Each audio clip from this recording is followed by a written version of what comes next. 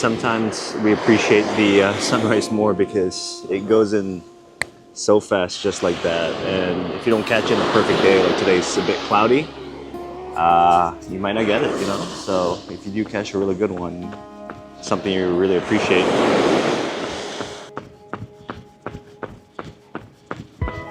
If I could teleport myself back in 2021 and tell my younger self when I started my Amazon FBA business, I would completely tell him it's not about finding the right product, but 3 key things that I've learned throughout my journey that helped me start from a part-time side hustle all the way to full-time, where I've sold over $2 million in total sales.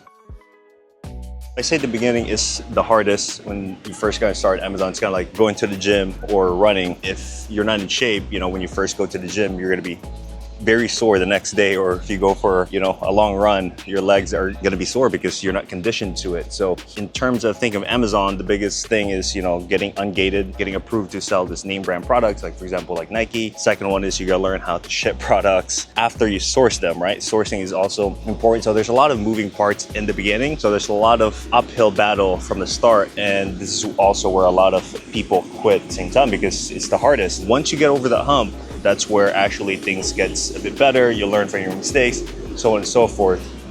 But you want to keep in mind that as long as you get over the beginning, which is the hardest, you'll be okay.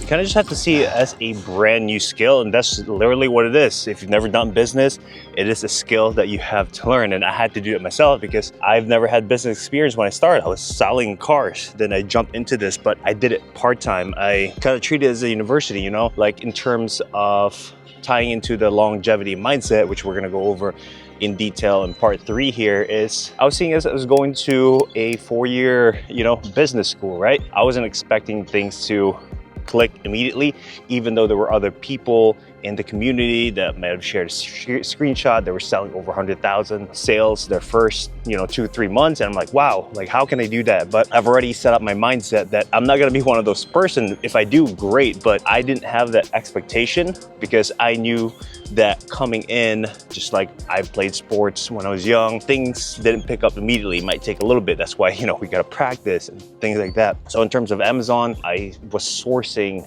every single night after my job, you know, for 2-3 hours after I get home. So I get home like 7 or 6, and I would source 2-3 hours, go to the gym and have my dinner. That was kind of like a routine for on the weekends. You know, maybe I'd do like Sunday morning, go to a coffee shop, source there and stuff. So it was repetition while being immersed itself. Learning a new business skill is kind of like what got me throughout, you know, that time, that first year. I mean, it took me like 8 months before, you know, I decided to do this full time because I was seeing some sort of results. But if I did, you know, the first month, second month, I started hiring, it wouldn't work out. And another beautiful resource that's available for you guys is, you know, my channel here on YouTube. And so others as well. You can search pretty much in YouTube University. And when I started in 2021, yes, there were videos, but there wasn't as much, right? There weren't as much softwares and technology that's available right now. I mean, we are in the AI age. You have a repricer that can automatically get you competitive pricing, get you sales any time of day. You could be, you know, doing a chore, or you could be going for a run like I am right now. I'm getting sales. That's the beauty of it. Once you get everything, you know, learn properly and get going. Beautiful trail. One of my favorites, definitely. You get the beach, beautiful boardwalk here. You can go for miles. 2.62 miles. We're back trying to shoot a video while still running. was pretty fun. Not the longest, but it's about being productive and getting a workout in, you know? So I always hear from these podcasts or YouTube videos from successful business owners or CEOs that, you know, always hire great people, but they never explain or break it down exactly like what it means. They always kind of keep it vague. And it wasn't until I read the book called In the Company of Giants, where it was written in the 90s about all these like tech CEOs. Think of the big ones like Bill Gates, Steve Jobs, Michael Dell, you know, so on and so forth, where Steve Jobs was getting interviewed by the authors and they were saying, you know, what does it mean to exactly hire great or excellent people? And Steve Jobs had the best explanation that really unlocked it for me. He goes like, in order to hire A players, you need to be really spending a lot of time recruiting them, spending your time interviewing them. And Elon Musk did this himself when he first started SpaceX. He interviewed the first 50 employees of the company. And you know how busy the guy is running, SpaceX, Tesla, Boring Company, and so on and so forth. But he still made time to interview and recruit the first 50 people for SpaceX because he knows how important it is to have great people. But going back to Steve Jobs in the interview, basically he was saying that when you're looking for a partner in terms of for your company, you're going to want to spend as much time as possible finding the right partners, almost like marriage, because once you have a partner, he or she is going to be 50% of the company. That's why it's so important. And you can't just hire someone like that quickly. However, when you're hiring someone that's like lower level, it's kind of like a skill, as he mentioned, that it's gonna take time for you to get better. You're gonna have to interview tons of people, and it's really hard to judge, right? Like for someone to get interviewed like an hour, you have to judge them if they're gonna be a good fit for your company or not. But that's one of the metrics that's really important that I've learned, is that you need to spend time in order to really hire great people. It's like, spend the time recruiting, interviewing them yourselves, and the more you interview people, you're gonna start to hone in more precise, specific questions, exactly what you're looking for in your business. And that's what I've learned. I've hired 4 to 5, 6, maybe 8 VAs now, and none of them all worked out great. I just hired one not too long ago, and a week later I had to fire him because it wasn't, a right fit. He wasn't doing the job properly, but that's partly my fault because I'm still honing my skill of asking the right questions. But it just shows you the importance of, from Steve Jobs himself, only focusing on A players, because they can produce so much. Like, you can have one A player and it might equal to like 4 or 5 B or C players. That's how much valuable they are. So if you're trying to grow your Amazon FBA business, you might not be there yet to the time where you can hire a full-time employee, but just start practicing. I would say, if I should have done this sooner, just start interviewing people just to get that repetition. You might not need to hire them.